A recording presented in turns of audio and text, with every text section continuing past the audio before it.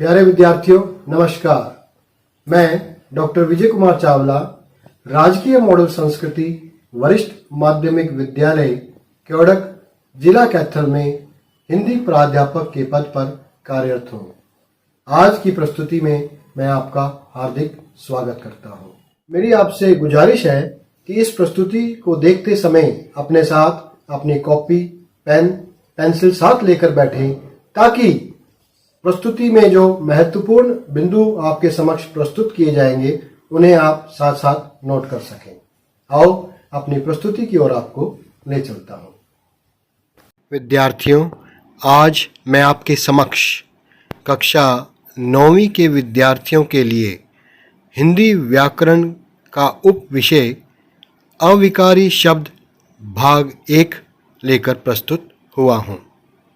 इस प्रस्तुति के अंत तक आप समझ पाएंगे शब्द क्या है, शब्द के वर्गीकरण के आधार कौन कौन से हैं, अविकारी शब्द अर्थात अव्यय का क्या अर्थ है, अविकारी शब्द के कितने भेद हैं तथा अविकारी शब्दों के 2 भेदों का आज मैं आपके समक्ष उदाहरण सहित वर्णन प्रस्तुत करूंगा और अंततः आप समझ पाएंगे अविकारी शब्द अर्थात अव्यय का हिंदी व्याकरण में क्या महत्व है।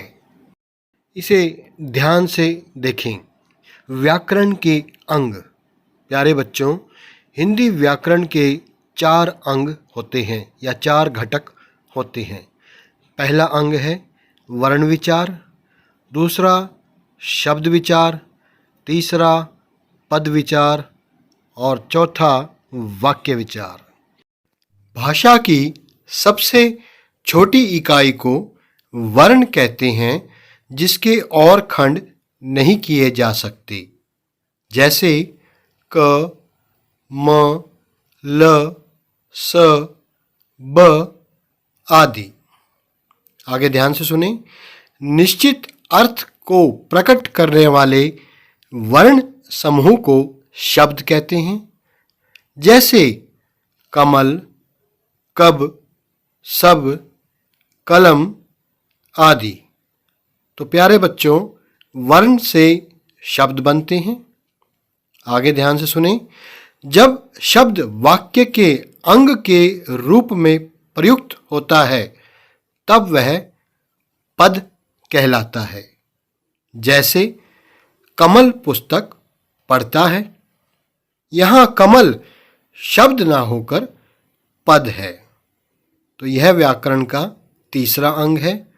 और जब पद एक इकाई के रूप में, अर्थपूर्ण इकाई के रूप में प्रयुक्त होते हैं तो वह पद न रहकर वाक्य बन जाते हैं। इस प्रकार व्याकरण के 4 अंग होते हैं।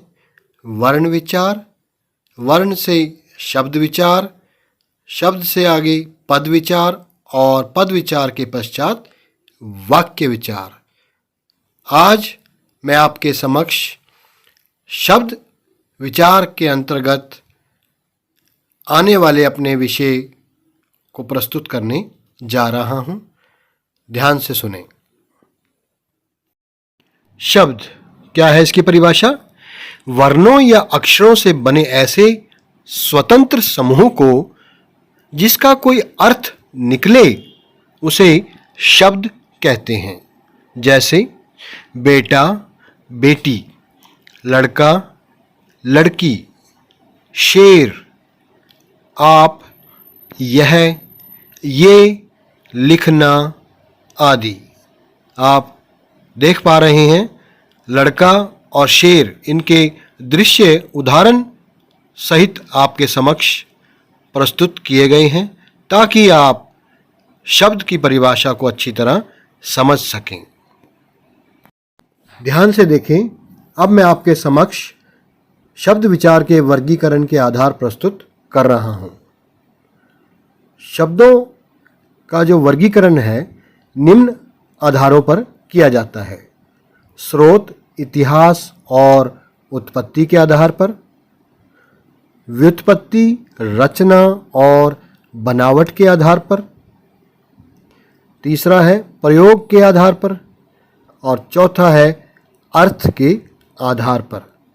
प्यारे बच्चों, आज हम प्रयोग के आधार पर शब्दों का वर्गीकरण किस प्रकार किया जाता है इसका अध्ययन करेंगे।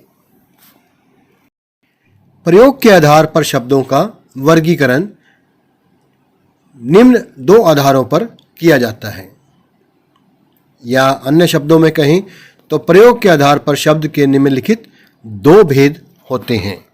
पहला भेद है विकारी शब्द और दूसरा है अविकारी शब्द अर्थात अव्यय। विकारी शब्द क्या है, आओ इसे जानें। आप कॉपी में साथ साथ नोट भी करते रहें। जो शब्द लिंग, वचन, काल, कारक आदि के प्रयोग के कारण अपना रूप बदल लेते हैं उन्हें विकारी शब्द कहते हैं। जैसे लड़का, वह, हम, वीर तथा मीठा, ये पांचों उदाहरण जो आपके समक्ष मैंने दिए हैं, ये सभी विकारी शब्द के उदाहरण हैं जिनका लिंग, वचन, काल, कारक आदि के प्रयोग के कारण परिवर्तन हम कर सकते हैं। इसके रूप में हम परिवर्तन कर सकते हैं। विद्यार्थियों, इन चित्रों को ध्यान से देखें तथा पढ़ें। पहला चित्र है आपके समक्ष। इसके नीचे आप देखें क्या लिखा हुआ है। घोड़ा तेज दौड़ता है। घोड़ा तेज दौड़ता है। लाल अक्षरों में आप क्या देख पा रहे हैं? तेज। अगला चित्र देखें। राम और श्याम मित्र हैं। इस चित्र के नीचे क्या लिखा हुआ है? राम और श्याम मित्र हैं। यहाँ लाल अक्षरों में क्या लिखा गया है? और। अब आपके समक्ष तीसरा चित्र है, इसे आप ध्यान से देखें तथा पढ़ें। मिठाई कम खाओ।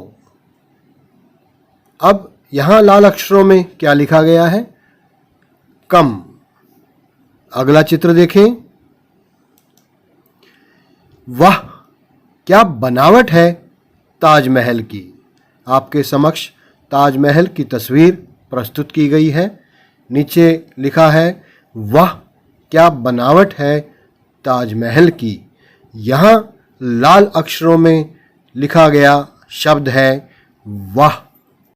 आपने इन चित्रों को ध्यानपूर्वक देखा तथा नीचे लिखे वाक्यों को पढ़ा। आओ अब जानें, ध्यान से सुने। घोड़ा तेज दौड़ता है। राम और श्याम मित्र हैं। मिठाई कम खाओ। वाह क्या बनावट है ताजमहल की। प्यारे बच्चों, घोड़ा तेज दौड़ता है। यहाँ तेज। राम और श्याम मित्र हैं। यहाँ और। मिठाई कम खाओ, इस वाक्य में कम। वाह क्या बनावट है ताजमहल की, इस वाक्य में वाह। इन वाक्यों में तेज और कम तथा वाह ऐसे शब्द हैं जिनके रूप में संज्ञा, सर्वनाम, लिंग, वचन या काल के कारण कोई परिवर्तन नहीं होता। जैसे आओ उदाहरण के माध्यम से आपको मैं समझाता हूँ। चित्र भी देखें साथ साथ। लड़का तेज चलता है। दूसरा दृश्य, लड़की तेज चलती है। तीसरा दृश्य, वे तेज चलते हैं। बच्चों, यहाँ तेज शब्द में कोई परिवर्तन नहीं हुआ है। लड़का यदि हम लिखते हैं तब भी तेज, लड़की लिखते हैं तब भी तेज, वे लिखते हैं तब भी तेज। तो यहाँ तेज में परिवर्तन नहीं हुआ है। अतः तेज शब्द क्या है? अविकारी शब्द है अर्थात अव्यय है। ऐसे शब्दों को अविकारी या अव्यय शब्द कहते हैं। ठीक ही कहा गया है। लिंग वचन काल संज्ञा या सर्वनाम कोई बदले पर नहीं बदलना मेरा काम। तभी तो भाषा ने दिया मुझको अविकारी या अव्यय नाम। उदाहरणों के माध्यम से मैं आपको अविकारी शब्द की ओर लेकर आया हूं। आओ इसकी अब परिभाषा भी जान लें। वे शब्द जिनमें संज्ञा, सर्वनाम, लिंग वचन, काल आदि के कारण कोई विकार या परिवर्तन नहीं होता, उन्हें अविकारी या अव्यय शब्द कहते हैं। जैसे आज, और, भी, के लिए, हाय, ये पांचों शब्द जो हैं अविकारी अर्थात अव्यय के उदाहरण हैं। प्यारे बच्चों, यहाँ एक बात पुनः समझ लें, विकारी में परिवर्तन होते हैं, अविकारी अर्थात अव्यय शब्द में परिवर्तन नहीं होते। अन्य शब्दों में कहें तो अविकारी शब्द अर्थात अव्यय अपना रूप नहीं बदलते हैं, सदा एक समान रहते हैं।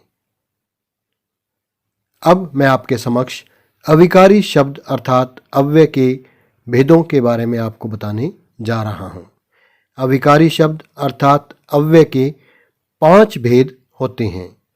पहला भेद है क्रिया विशेषण, दूसरा भेद है समुच्चय बोधक, इसे योजक के नाम से भी जाना जाता है।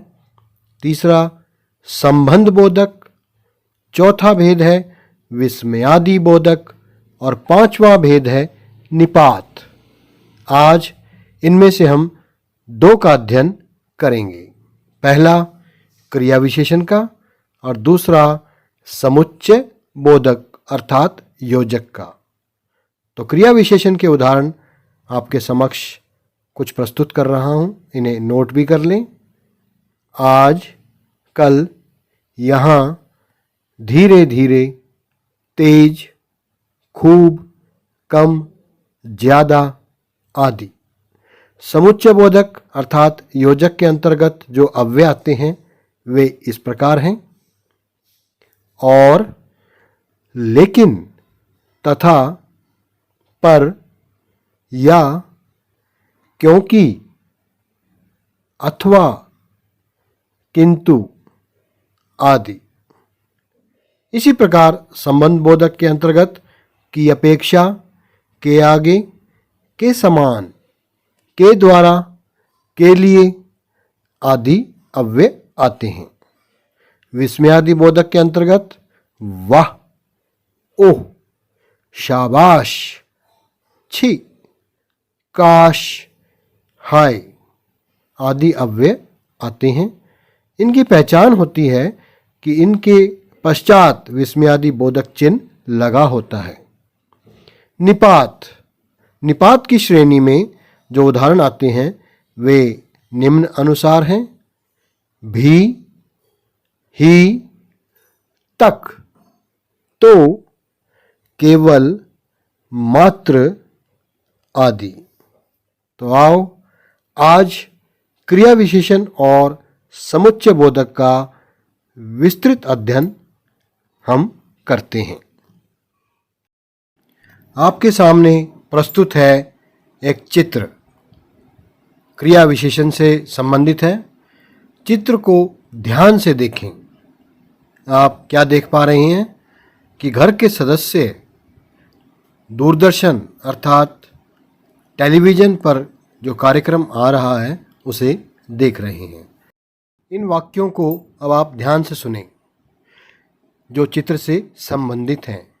टेलीविज़न पर इस समय कार्यक्रम आ रहा है। सभी यहाँ कार्यक्रम देखने के लिए बैठे हैं। आज सभी टेलीविज़न ध्यानपूर्वक देख रहे हैं। मम्मी पापा बच्चों का पूरा साथ निभा रहे हैं। प्यारे विद्यार्थियों, उपर्युक्त वाक्यों में इस समय, आज क्रिया का काल, यहाँ क्रिया के होने का स्थान, ध्यानपूर्वक क्रिया के होने का ढंग तथा पूरा क्रिया का परिमाण बता रहे हैं। हम किस निष्कर्ष पर पहुँचे, आओ इसे जानें। जो शब्द क्रिया के स्थान, काल, रीति तथा परिमाण से संबंधित विशेषताएं बताते हैं उन्हें क्रिया विशेषण कहते हैं। क्रिया विशेषण के भेद। क्रिया विशेषण के 4 भेद होते हैं। कालवाचक क्रिया विशेषण, स्थानवाचक क्रिया विशेषण, रीतिवाचक क्रिया विशेषण तथा परिमाणवाचक क्रिया विशेषण। अब मैं आपके समक्ष एक एक करके सभी भेदों का उदाहरण सहित वर्णन प्रस्तुत करने जा रहा हूं। कालवाचक क्रिया विशेषण। जो शब्द क्रिया के होने का काल अर्थात समय बताते हैं उन्हें कालवाचक क्रिया विशेषण कहते हैं। जैसे आज, कल, सदा, तब, प्रतिदिन, हमेशा, इस समय, अभी अभी आदि। ये उदाहरण कालवाचक क्रिया विशेषण के उदाहरण हैं। नीचे आप दृश्य देख रहे हैं।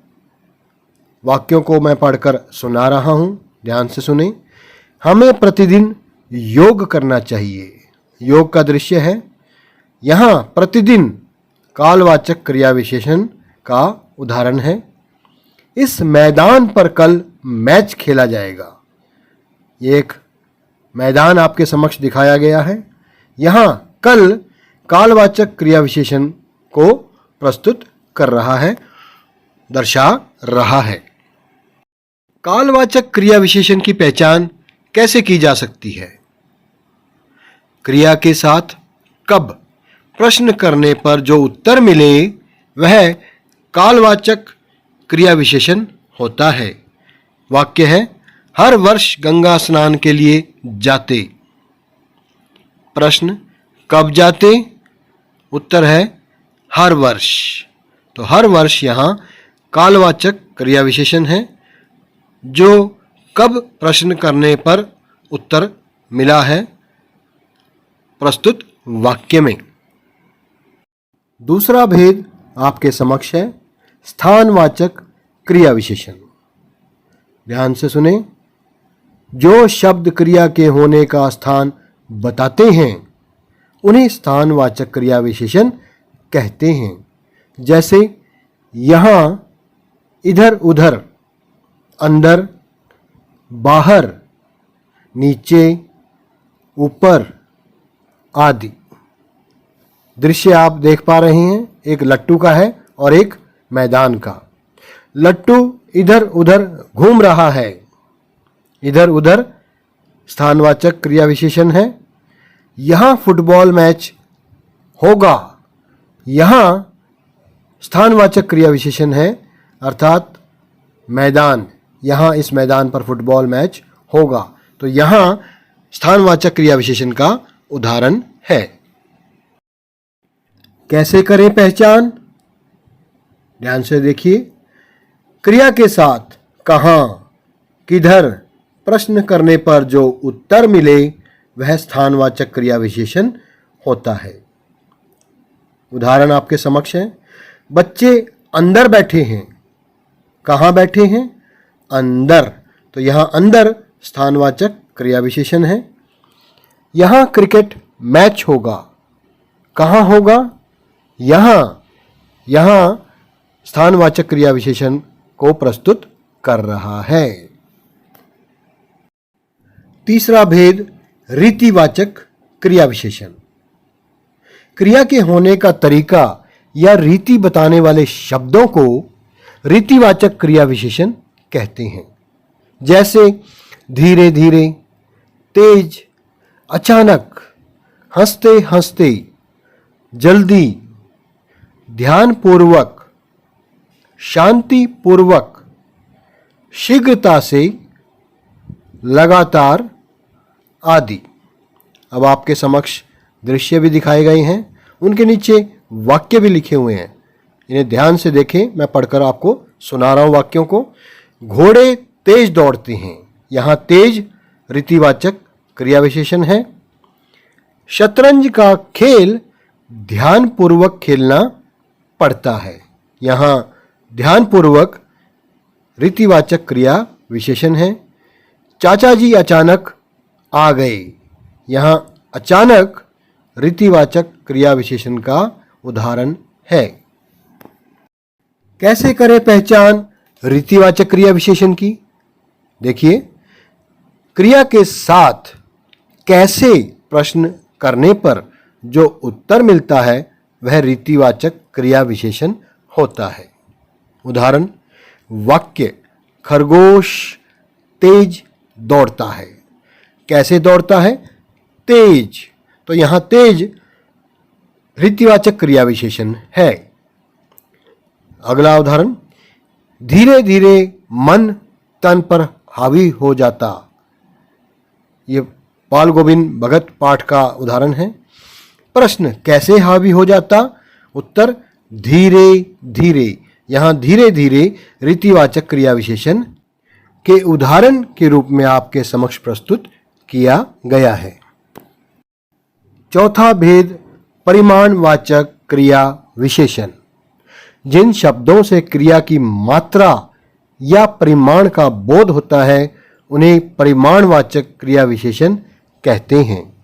जैसे काफ़ी, कम, ज़्यादा, पूरा, थोड़ा, अधिक, लगभग, पर्याप्त, खूब आदि। उदाहरण दृश्य के रूप में आपके समक्ष प्रस्तुत किए गए हैं। मिठाई कम खाओ। यहाँ कम परिमाणवाचक क्रिया विशेषण है। खूब हंसना स्वास्थ्य के लिए अच्छा होता है। यहाँ खूब परिमाणवाचक क्रिया विशेषण है। कैसे करें पहचान परिमाणवाचक क्रिया विशेषण की? देखिए, क्रिया के साथ कितना प्रश्न करने पर जो उत्तर मिलता है वह परिमाणवाचक क्रिया विशेषण होता है। उदाहरण, कपड़े बिल्कुल कम पहनते थे। कितने पहनते थे? बिल्कुल कम। यहाँ बिल्कुल कम परिमाणवाचक क्रिया विशेषण है। थोड़ा बुखार आने लगा। कितना आने लगा? थोड़ा। यहाँ थोड़ा परिमाणवाचक क्रिया विशेषण का द्योतक है, अर्थात परिमाणवाचक क्रिया विशेषण का उदाहरण है। विद्यार्थियों, अब आपके समक्ष मैं अविकारी शब्द अर्थात अव्यय का दूसरा भेद प्रस्तुत कर रहा हूं। समुच्चय बोधक अव्यय। नीचे लिखे वाक्यों को ध्यानपूर्वक पढ़ो। पहला वाक्य है, वे रिश्ता बनाते थे तो तोड़ते नहीं थे। दूसरा वाक्य, दोनों खीरों के सिर काटे और उन्हें गोद कर झाग निकाला। और तीसरा वाक्य, माँ ने बचपन में ही घोषित कर दिया था कि लड़का हाथ से गया। विद्यार्थियों, इन वाक्यों में तो, और तथा की दो शब्दों या वाक्यांशों को जोड़ रहे हैं। तो क्या निष्कर्ष निकला? दो शब्दों, वाक्यांशों या वाक्यों को जोड़ने वाले शब्दों को समुच्चय बोधक अव्यय या योजक कहते हैं। कुछ अन्य उदाहरण आपके समक्ष प्रस्तुत कर रहा हूं। बल्कि, तथा, लेकिन, पर, क्योंकि, अन्यथा, या, किंतु। ये सभी उदाहरण समुच्चय बोधक अव्यय के उदाहरण हैं, अर्थात योजक हैं। एक उदाहरण और आपके समक्ष रख रहा हूं। जैसे मैं आगरा गया और मैंने ताजमहल देखा। यहाँ और योजक है, योजक का कार्य कर रहा है।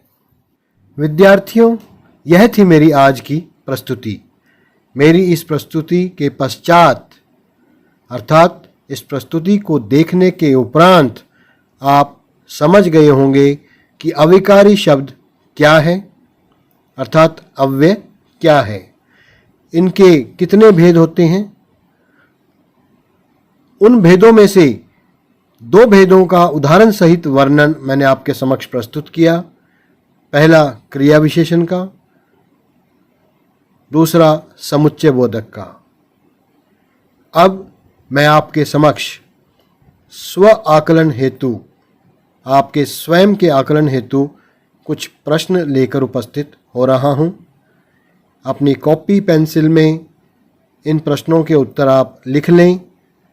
जब मैं इनके उत्तर आपके समक्ष प्रस्तुत करूं, तब आप इनका मिलान कर लें और आप स्वयं अपना आकलन कर पाएंगे कि आज की प्रस्तुति के उपरांत आप कितना सीख पाए हैं, अर्थात समझ पाए हैं।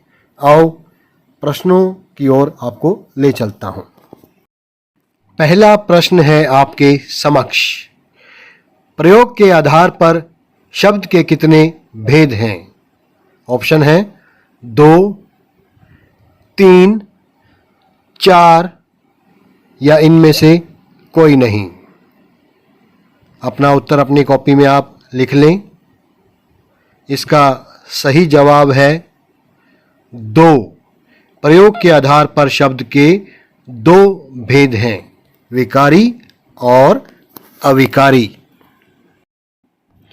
दूसरा प्रश्न है आपके समक्ष, किंतु, परंतु, धीरे धीरे, भी, तक और अथवा कौन से शब्द हैं? ऑप्शन है ये सभी शब्द निपात हैं। दूसरा ऑप्शन है ये सभी शब्द रूढ़ शब्द हैं। तीसरा, ये सभी शब्द अविकारी शब्द हैं। और चौथा, ये सभी शब्द विकारी शब्द हैं। अपना उत्तर अपनी कॉपी में आप लिख लें।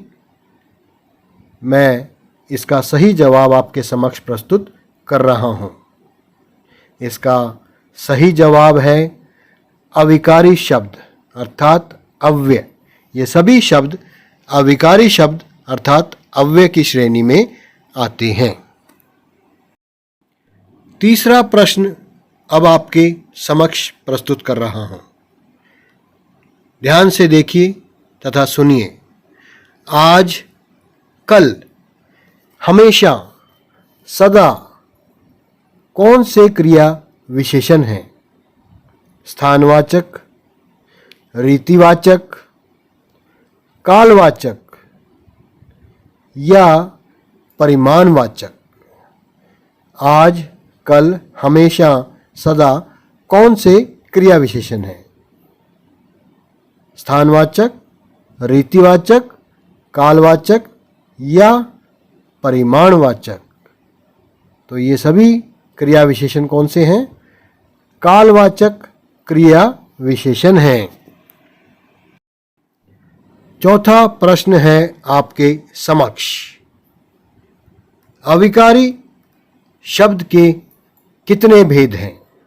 ऑप्शन है 5, 3, 4 या इनमें से कोई नहीं। कितने भेद हैं इसके अविकारी के, अर्थात अव्यय के कितने भेद हैं? सही जवाब है 5 भेद हैं। मैंने अपनी प्रस्तुति में आपके समक्ष उनका विवरण भी प्रस्तुत किया है। अब आपके समक्ष आज की प्रस्तुति का अपना 5वां प्रश्न प्रस्तुत कर रहा हूं। ध्यान से सुनिए। निम्न में से समुच्चय बोधक अव्यय कौन से हैं? ऑप्शन है किंतु, पर, और या उपर्युक्त सभी। सोच समझकर अपना जवाब अपनी कॉपी में लिखें। निम्न में से समुच्चय बोधक अव्यय कौन से हैं? किंतु, पर, और या उपर्युक्त सभी। आशा है आपने इसका सही जवाब लिख लिया होगा। इसका सही जवाब है उपर्युक्त सभी। प्यारे विद्यार्थियों, आज की मेरी यह प्रस्तुति यहीं समाप्त होती है।